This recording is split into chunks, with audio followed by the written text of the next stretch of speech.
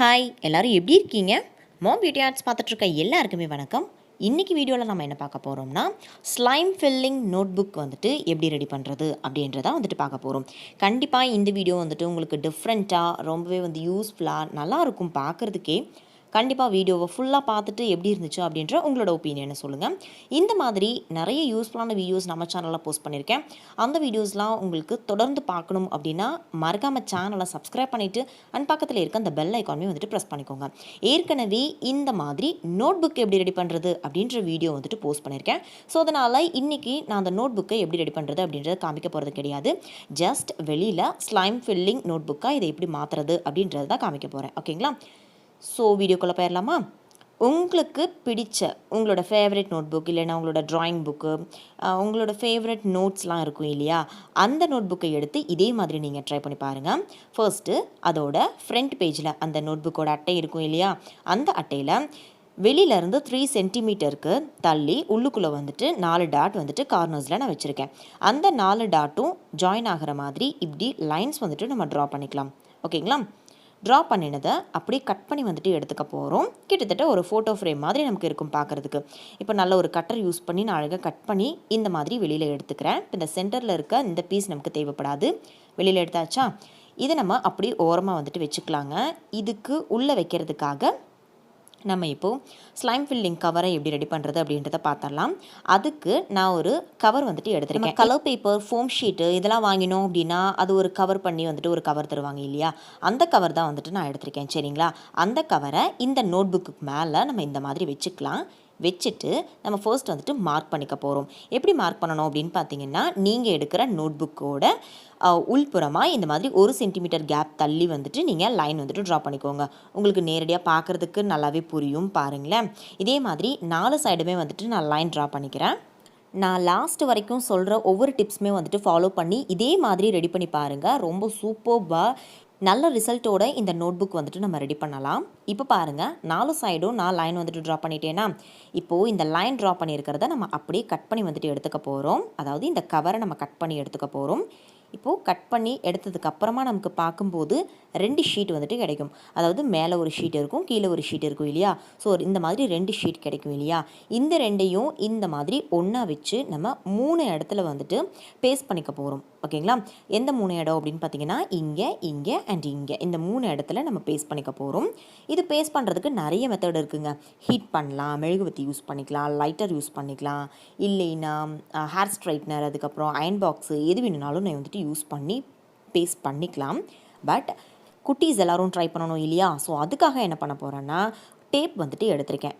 கண்டிப்பாக எல்லாத்துக்கிட்டையும் டேப் இருக்கும் இல்லையா. டிரான்ஸ்பரண்ட் டேப்பாக இருந்தாலும் சரி, இல்லைன்னா கலர் டேப்பாக இருந்தாலும் சரி, நீங்கள் வந்துட்டு ஏதோ ஒரு டேப் எடுத்துக்கோங்க. குட்டி டேப்பாக இருந்தாலும் சரி, இல்லை பெரிய டேப்பாக இருந்தாலும் சரி, எடுத்துகிட்டு நீங்கள் எந்த இடத்துல பேஸ்ட் பண்ணுறீங்களோ அந்த இடத்துல இந்த மாதிரி வச்சுக்கோங்க. நல்லா கார்னரில் கொஞ்சம் எக்ஸ்ட்ராவாகவே வெளியே வந்துட்டு டேப் இருக்கிற மாதிரி வச்சுக்கணும். ஓகேங்களா? கண்டிப்பாக கொஞ்சம் எக்ஸ்ட்ரா வந்துட்டு வெளியில் டேப் இருக்கணும். அப்போ தான் அந்த சைடு நம்ம மடக்கிறதுக்கு வந்துட்டு வசதியாக இருக்கும். இப்போ பாருங்கள், அந்த சைடு நான் மடக்கிட்டு இருக்கேன்னா, ஸோ ஒரு எண்டு வந்துட்டு நமக்கு அழகாக பேஸ்ட் ஆகி வந்துட்டு வந்துடும். ஓகேங்களா? இந்த மாதிரி ஒவ்வொரு சைடும் பேஸ்ட் பண்ணி முடிச்சதுக்கப்புறமா நல்லா வந்துட்டு ஓப்பன் பண்ணி ஏதாவது கேப் இருக்கா, ஏதாவது ஓட்டை இருக்கா அப்படின்றதெல்லாம் வந்துட்டு டெஸ்ட் பண்ணிக்கோங்க. இப்போ பாருங்கள், இந்த மாதிரி ஓப்பன் பண்ணிவிட்டு ஏதாவது கேப் இருக்கா, நல்லா வந்துட்டு பேஸ்ட் பண்ணியிருக்கோமா அப்படின்றதெல்லாம் வந்துட்டு டெஸ்ட் பண்ணிக்கோங்க. பேஸ்ட் பண்ணலாம் அப்படின்னா அதுக்கு மேலேயே மறுபடியும் இன்னொரு டேப் போட்டு வந்துட்டு ஒட்டிக்கோங்க. அதில் ஒன்றும் ப்ராப்ளம் கிடையாது. இப்போது இன்னொரு சைடு வந்துட்டு ஒட்டிகிட்ருக்கேன் பாருங்களேன். சேம் அதே மாதிரியே தான். மறக்காமல் கொஞ்சம் டேப் வந்துட்டு வெளியில் எக்ஸ்ட்ரா வந்துட்டு விட்டுக்கோங்க. அந்த வெளியில் விட்ட டேப்பை அழகாக அந்த சைடு நம்ம மடக்கி வந்துட்டு எடுக்கணும். ஓகேங்களா? இதே மாதிரியே 3 சைடும் பேஸ்ட் பண்ணி முடிச்சதுக்கப்புறம் எப்படி இருக்குது அப்படின்றத நான் காமிக்கிறேன். இப்போ செகண்ட் சைடு வந்துட்டு பேஸ்ட் பண்ணி முடிச்சிட்டேன். பேஸ்ட் பண்ணி முடிச்சதுக்கப்புறம் கண்டிப்பாக 2 சைடுமே கொஞ்சம் எக்ஸ்ட்ராவாக வந்துட்டு இந்த மாதிரி டேப் வந்துட்டு நிற்கும். அதை வந்துட்டு ஒட்டை நம்ம கட் பண்ணி வந்து எடுத்துக்கலாம். இப்போ 3வது சைடு வந்துட்டு பேஸ்ட் பண்ணிகிட்ருக்கேன். இதுவும் பேஸ்ட் பண்ணி முடிச்சதுக்கப்புறமா நமக்கு பார்க்குறதுக்கு இந்த மாதிரி இருக்கும். ஒரு கவர் மாதிரி நம்ம ரெடி பண்ணிட்டோம். ஒரு குட்டி கவராக ரெடி பண்ணிட்டோம் இல்லையா. இந்த ஒரு சைடு மட்டும் வந்துட்டு நம்ம பேஸ்ட் பண்ணலை. அந்த சைடு வழியாக தான் நம்ம ஸ்லைம் வந்துட்டு இன்சர்ட் பண்ண போகிறோம். இப்போது ஸ்லைம் வந்துட்டு நீங்கள் வீட்லேயே ஹோம்மேடாக செஞ்ச ஸ்லைம் தாராளமாக எடுத்துக்கலாம். இப்போ என்கிட்ட அதுக்கான டைம்லாம் இல்லை. கடையில் வாங்கின ஸ்லைமே வந்துட்டு எங்கிட்ட இருக்குது அப்படின்றதுனால அதை நான் யூஸ் பண்ணியிருக்கேன். இந்த ஸ்லைமோட ரிவ்யூ ஆல்ரெடி நான் போஸ்ட் பண்ணியிருக்கேன். இந்த ஸ்லைமில் நம்ம ஏற்கனவே இது இருக்குது இல்லையா, அது பேர் என்ன, ஷேவிங் ஃபோம் அதை மிக்ஸ் பண்ணி வந்துட்டு நான் வச்சுருந்தேன். அந்த ஸ்லைம் வந்துட்டு ரொம்ப நாள் ஆச்சு, பட் இன்னும் கெடாமல் சூப்பர்பாக அப்படியே இருக்குது. ஸோ அதனால் அந்த ஸ்லைம் எடுத்திருக்கேன். தென் கொஞ்சம் கிளிட்டர் எடுத்து இதில் நான் ஆட் பண்ணிக்கிறேன். பிங்க் கலர் கிளிட்டர் எடுத்து நான் இதில் ஆட் பண்ணியிருக்கேன். உங்களுக்கு வீடியோவில் பார்க்குறதுக்கு மேபி வயலட் கலர் மாதிரி தெரியலாம், பட் நேரடியாக அது வந்துட்டு நல்ல ஒரு பிங்க் கலர் தான். ஸோ இப்போ கிளிட்டர் ஆட் பண்ணியாச்சு. இந்த ஸ்லைமோட நல்லா மிக்ஸ் பண்ணி கிளிட்டர் ஸ்லைமாக வந்துட்டு நம்ம ரெடி பண்ணி எடுத்துக்கலாம். இப்போது ரெடி பண்ணி எடுத்தாச்சு. இதே மாதிரியே இன்னும் கொஞ்சம் ஸ்லைம் வந்துட்டு நான் எடுத்திருக்கேன். அதில் நான் ப்ளூ கலர் கிளிட்டர் வந்துட்டு ஆட் பண்ணிக்கிறேன். ஓகேவா? இதே மாதிரியே 2 கலர் 3 கலர் 4 கலர்னு எத்தனை கலர்ஸ் வேணும்னாலும் நீங்கள் ரெடி பண்ணி எடுத்து வச்சுக்கோங்க. நான் வந்துட்டு 2 கலர் மட்டும் ரெடி பண்ணி எடுத்து வச்சுருக்கேன்.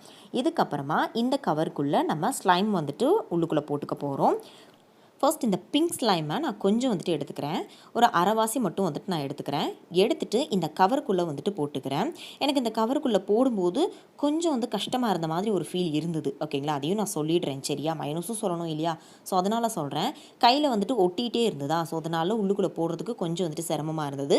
பட் இதோட ஃபினிஷிங் வந்துட்டு ரொம்ப சூப்பராக இருந்தது. ஓகேவா? இப்போ கொஞ்சம் ஸ்லைம் உள்ளுக்குள்ளே போட்டேன்னா அதுக்கப்புறமா ப்ளூ கலர் ஸ்லைம் வந்துட்டு நான் எடுத்துக்கிறேன். நீங்கள் ஸ்லைம் போட்டதுக்கப்புறமா உடனே இந்த மாதிரி டக்குன்னு அமுத்திட வேண்டாம். நான் அவசரப்பட்டு விளையாடணும் அப்படின்னு சொல்லிட்டு டக்குன்னு வந்துட்டு அமுத்திட்டேன். அமுத்தி முடிச்சதுக்கப்புறம் இந்த 2 கவரும் வந்துட்டு ஒன்றா வந்துட்டு ஒட்டிருச்சு. ஸோ அடுத்த ஸ்லைம் போடுறதுக்கு கொஞ்சம் சிரமமாக இருந்தது. ஸோ அதனால் நீங்கள் அமுத்தி விட்டுற வேண்டாம். ஓகேவா? அதுக்காக சொல்கிறேன். இப்போது இந்த செகண்ட் ஸ்லைம், இந்த ப்ளூ கலர் ஸ்லைமை ஃபுல்லாக அப்படியே எடுத்து இந்த ரைட் சைடு கேப் இருக்கு இல்லையா, அந்த கேப்பில் வந்துட்டு நான் போட்டுக்கிறேன். இப்போ போட்டாச்சுங்க. அடுத்து இன்னும் கொஞ்சம் பிங்க் ஸ்லைம் இருக்குது இல்லையா, அந்த ஸ்லைமை எடுத்து இதுக்கு மேலே வந்துட்டு நான் இந்த மாதிரி போட்டுக்கிறேன். ஓகேங்களா?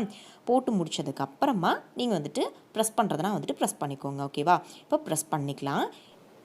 இதில் கிளிட்டர்ஸ் மட்டும் கிடையாது, உங்ககிட்ட இருக்கிற குட்டி குட்டி ஸ்டிக்கர்ஸ் அந்த மாதிரிலாம் நீங்கள் வந்துட்டு போடுறதுனா கூட வந்து போட்டுக்கோங்க. கலர்ஸ் இன்னும் கொஞ்சம் ஆட் பண்ணுறதுனாலும் பண்ணிக்கோங்க. அதெல்லாம் உங்களோட க்ரியேட்டிவிட்டிக்கு தகுந்த மாதிரி பண்ணிக்கோங்க.